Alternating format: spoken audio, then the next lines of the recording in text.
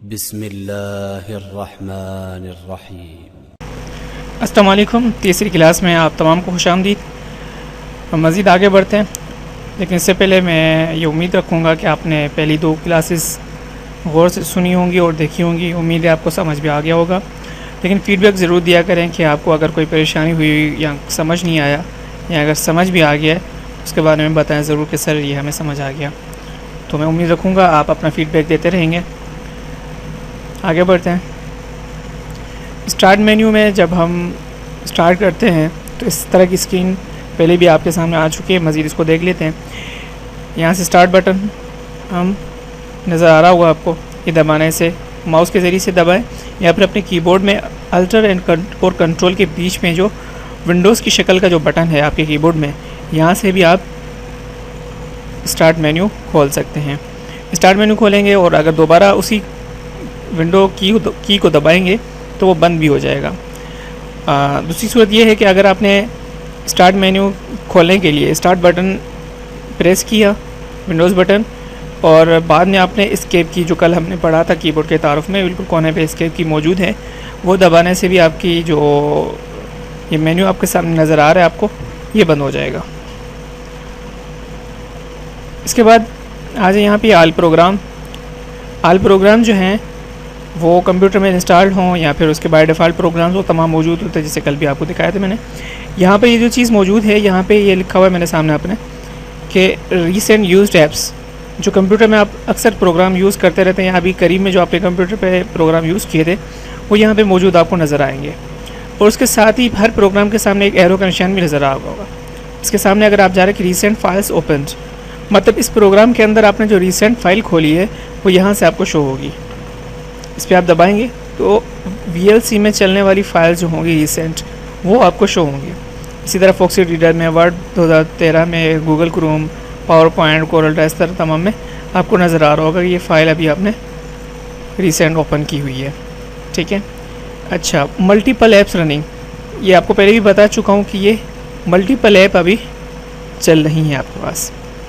और यहाँ पे मैंने आपको एक चीज़ दिखाई हुई है कि स्विचिंग ऐप के दो एप्लीकेशंस चल रही हैं। अगर हम कीबोर्ड से यहाँ पर माउस से कैसे उनको आपस में स्विच कर सकते हैं। मिसाल के तौर पे वर्ड चल रहा है तो मैं ये कैसे खोलूँ, और अगर ये खुला हुआ है तो वर्ड कैसे खोलूँ, पावर पॉइंट कैसे खोलूँ, इंशाल्लाह हम प्रैक्टिस में इसको देख लेते हैं। अब आ जाए कि different between file and folder. देखिए हमारे पास दो चीज़ें होती हैं, फ़ाइल और फोल्डर। इन दोनों में फ़र्क क्या है ये आपके सामने नज़र आ रहा है कि एक फ़र्क है एक्सटेंशन। एक्सटेंशन क्या होती है ये मैं आपको आगे चल के थोड़ा दिखा दूंगा कि एक्सटेंशन क्या होती है। तो फाइल में एक्सटेंशन होती है और फोल्डर को कोई एक्सटेंशन नहीं मिली हुई। फोल्डर बगैर एक्सटेंशन के होता है। Container, a file can not contain an other file और फोल्डर। अच्छा, फाइल कभी भी कोई फाइल या फोल्डर को अपने अंदर नहीं ले सकता, मतलब वो कंटेनर नहीं है, उसको उठाने वाला नहीं है। लेकिन फोल्डर ये काम कर सकता है, उसमें फ़ाइल भी समा सकती है और फोल्डर भी समा सकता है।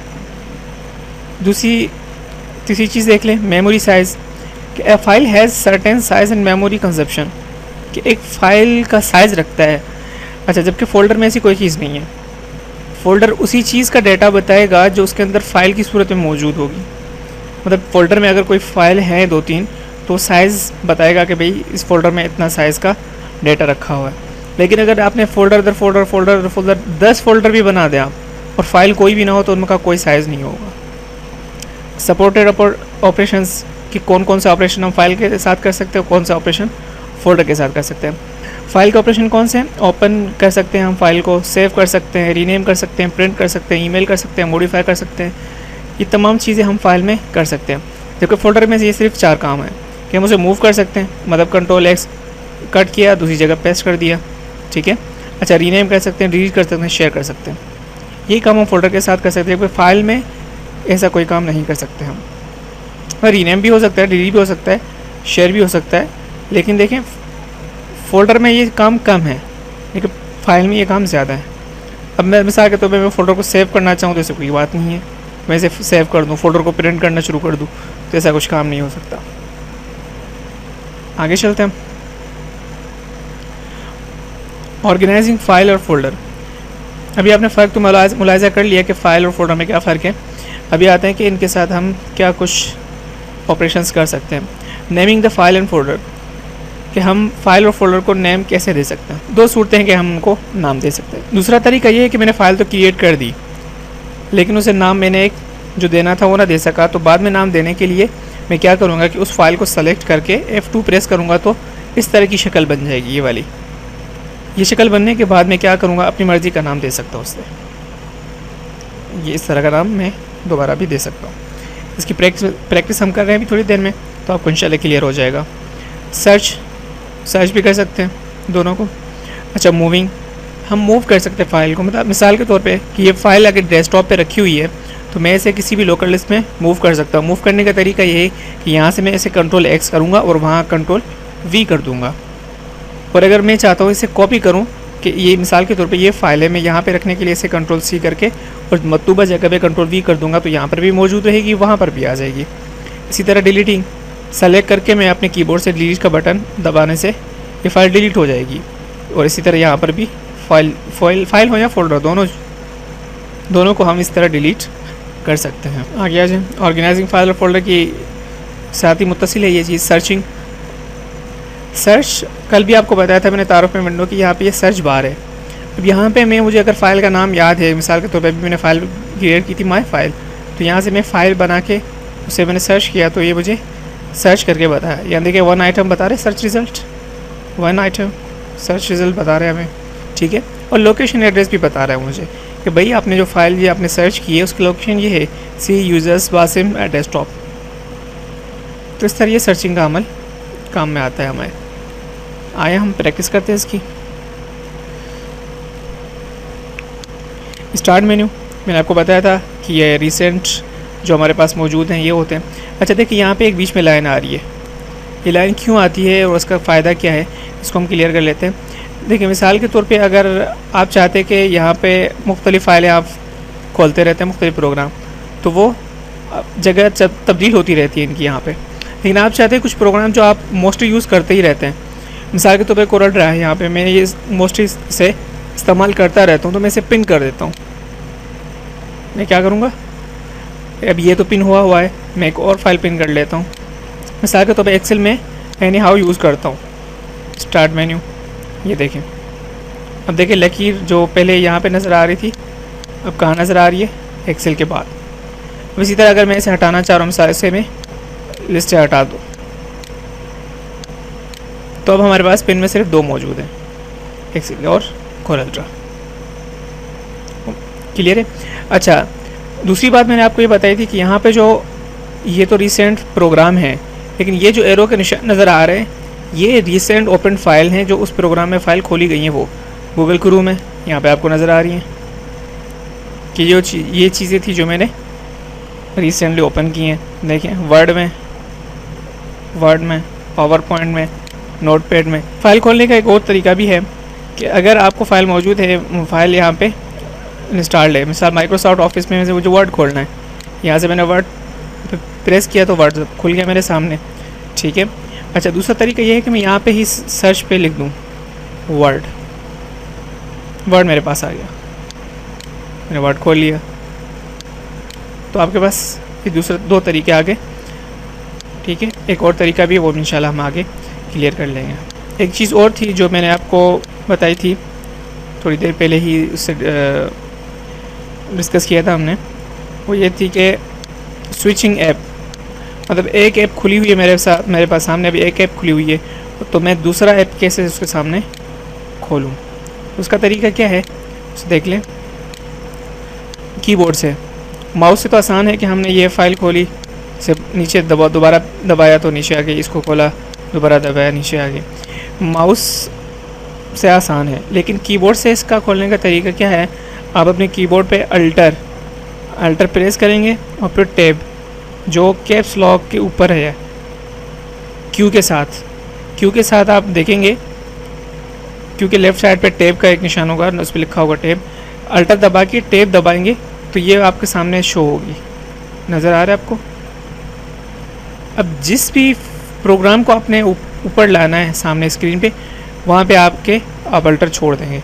मिसाल के तौर पे माइक्रोसॉफ्ट वर्ड पे मुझे लाना है, मुझे वो खोलना है, तो मैं अल्टर छोड़ दूंगा तो मेरे सामने वो फाइल ओपन हो जाएगी। इसी तरह ये भी खुल गया मेरे सामने। पावर पॉइंट, ये भी खुल गया। दोबारा डेस्कटॉप, ये आ गया जी। तो फाइल और फोल्डर को किस तरह मैनेज किया जाता है वो देख लेते हैं। अब मेरे पास, अगर मैं इसे यहाँ से क्रिएट करता हूँ फोल्डर को, ये फ़ोल्डर क्रिएट कर लिया। अब अगर इसका नाम मैं यहीं पे देना चाहूँ, मैं इसे न्यू डेटा के नाम से मैंने इसे नाम दे दिया तो ओके हो गया, नाम आ गया इसको। यहाँ पर एक सूरत ये भी हो सकती है कि मैंने फ़ोल्डर बना लिया और इंटर कर दिया न्यू फ़ोल्डर 2 के नाम से बना हुआ है। अब अगर मैं इस न्यू फ़ोल्डर 2 को चेंज करना चाहता हूँ तो मैं इस पर एक क्लिक किया, दूसरा क्लिक भी फ़ौरन करूँगा तो ये रीनेम का ऑप्शन आ जाएगा। यहाँ पर एक सूरत और भी है कि आप अपने कीबोर्ड में फंक्शन कीज़ जो हैं F1 से लेकर F12 तक, तो उसमें से आप F2 प्रेस करेंगे तब भी रीनेम का ऑप्शन आ जाएगा। रीनेम का ऑप्शन जैसे आए तो आप उस टाइम उसे नाम दे दें। यही काम आप फाइल के साथ भी कर सकते हैं। जिसके अलावा एक उस चीज़ और है जो हमने कंपैरिजन में भी शायद पढ़ा था कि इसमें कोई एक्सटेंशन नहीं है, इसका कोई साइज़ नहीं है। ठीक है, ये देख लें। अच्छा, इसको अगर आप देखें तो इसमें भी कोई चीज़ नहीं है। ठीक है, हाँ, जबकि इसमें 3 फ़ोल्डर और भी हैं। इसको ओपन कर लेते हैं। 3 फ़ोल्डर और भी हैं, लेकिन कितने भी फ़ोल्डर आप बना लें, लेकिन इसमें कोई साइज़ नहीं बनेगा। मैं आपको बता चुका हूँ कि फ़ोल्डर का अपना साइज़ नहीं होता, उनमें मौजूद फ़ाइलों का साइज़ होता है। अब अगर मैं यहाँ पे फ़ाइल एक बना लेता हूँ,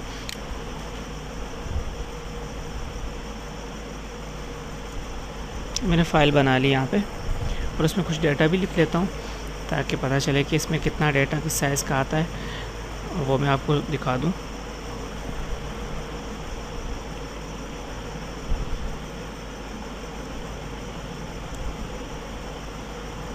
इस फाइल को मैंने सेव कर दिया।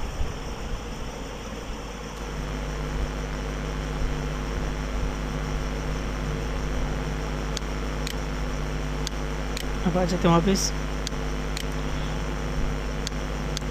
अब अगर मैं इसको प्रॉपर्टीज़ में इसकी चेक करता हूँ तो देखें कितना डाटा, 11 KB। अच्छा, दूसरी एक बात और भी है क्या, इसकी अगर प्रॉपर्टीज़ हम चेक करते हैं तो देखें इसका टाइप भी आ रहा है यहाँ पे, टाइप ऑफ फाइल। ये जो चीज़ है ये एक्सटेंशन कहलाती है, और फोल्डर में ऐसी कोई एक्सटेंशन मौजूद नहीं होती। देखिए, कोई एक्सटेंशन नहीं। तो ये एक फ़र्क है फाइल और फोल्डर का।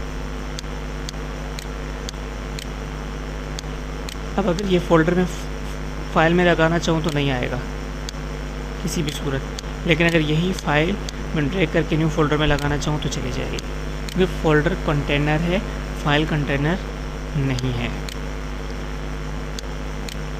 क्लियर ये चीज़। अब आ जाते हैं सर्च पे। सर्च करने के लिए आप अपने कीबोर्ड से F3 प्रेस करें तो आपके सामने ये खुल जाएगा। सर्च करने के कुछ तरीके हैं, वो मैं आपको बता देता हूँ कौन कौन से हैं। यहाँ पे एक काइंड में आप सामने नज़र आ रहा है आपको कैलेंडर, कम्युनिकेशन, कॉन्टैक्ट, डॉक्यूमेंट, ये फाइल सर्च होकर आ जाएंगे आपके सामने। अच्छा, यहाँ पे डेट मॉडिफाइड क्या? डेट मॉडिफाइड ये है कि कोई फ़ाइल आपने बनाई है किस तारीख को, तो वो उस डेट मॉडिफाई के हिसाब से सर्च करेगा। ठीक है, अब मिसाल अगर मैं क्लिक करता हूँ तो मुझसे कुछ सजेशन भी दे रहा है कि काफ़ी लंबे अरसे बाद, या फिर 1 साल पहले, या 1 महीना कबल, या लास्ट वीक, या फिर इस वीक से भी पहले, यस्टरडे, ये कुछ सजेशंस हैं। इन सजेशंस में से अगर आपको कोई सूटेबल लगता है, आपको अंदाज़ा है कि इनमें से किसी एक से आपकी फाइल सर्च हो पाती है, तो आप इनमें से प्रेस कर लेंगे। या फिर अगर आपको एक्यूरेट डेट पता है तो आप यहाँ से डेट लगा दें, फ़लाँ डेट को ये फ़ाइल बनाई गई थी, उस तारीख में बनाई जाने वाली तमाम फाइल्स हमें सर्च करके दें। अच्छा, तो चौथे नंबर पर टाइप में देखिए, मैंने आपको जो अभी एक्सटेंशन बताई थी वो यहाँ पे भी शो हो रही है। इसी तरह हर फाइल की एक एक्सटेंशन होती है। वो एक्सटेंशन अगर हमें याद नहीं है तो जिस तरह मैंने आपको शो करवाया अभी, उसकी प्रॉपर्टीज़ में जाके उसके बिल्कुल ब्रैकेट में लिखा होगा, एक्सटेंशन लिखा होगा डॉट के साथ, तो एक्सटेंशंस के थ्रू भी आप सर्च कर सकते हैं। एक्सटेंशन सर्च करने का तरीका ये है कि ये भी है कि $.dox इस तरह भी सर्च हो सकती है, और यहाँ से आप उसे लोकेशन भी देंगे। अगर मैं माई कंप्यूटर देता हूँ तो मतलब ये कि पूरे कंप्यूटर से सर्च करके देगा मुझे।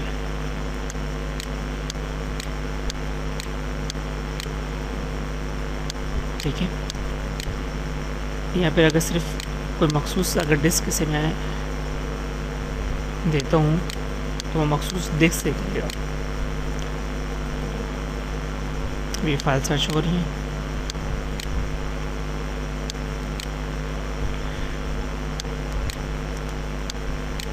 लोकल डिस्क ई किया और यहाँ से मैं कुछ सर्च कर रहा हूँ तो कर सकता हूँ। उसके बाद है साइज़ में क्या होता है, साइज़ में ये है कि आपको अंदाज़ा है कि मेरी फ़ाइल जो गुम हुई है उसका साइज़ 1 KB से लेकर 100 KB से लेकर 1 MB तक है, आपको अंदाज़ा है।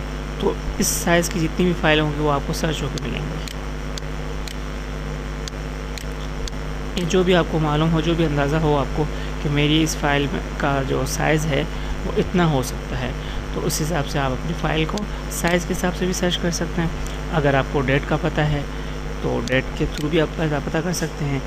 इस तरह और भी चीज़ें जो मैंने आपको बता चुका हूँ। तो सर्च में आप ये बातें उम्मीद है कि समझ गए होंगे। मज़ीद वीडियोज़ के लिए इंशाल्लाह कल हाज़िर होंगे। अपना ख्याल रखिएगा। और इसके अलावा आज की डेमो क्लास थी, ये आखिरी थी, तो कल के लिए हम इंशाल्लाह उन मेंबर्स को वीडियोस देंगे जो अपना रजिस्ट्रेशन और अपना फ़ी का प्रोसीजर पूरा करेंगे। तो जल्द से जल्द अपना फ़ी प्रोसीजर मुकम्मल करें। और अक्सर स्टूडेंट्स से भी पूछ रहे हैं कि इसका तरीक़ाकार क्या होगा, तो वो भी मैं आपको बताता चलूँ कि जेज़ कैश में अपने अमाउंट मेरे जेज़ कैश नंबर जो दिया गया ग्रुप में उस पर भेज के, और जो मैसेज आपको रिसीव हो वो दोबारा आप मुझे भेजेंगे, पर्सनल में भेजेंगे, तो मुझे अंदाज़ा हो जाएगा कि आपने अभी जो मुझे रकम मौसूल हुई है वो आपकी तरफ से मौसूल हुई। और अपना नाम भी ज़रूर लिखिएगा ताकि कंफर्म भी हो जाए। तो इंशाल्लाह आपका ताउन रहा तो इस सिलसिले को हम आगे भी बढ़ाते जाएंगे।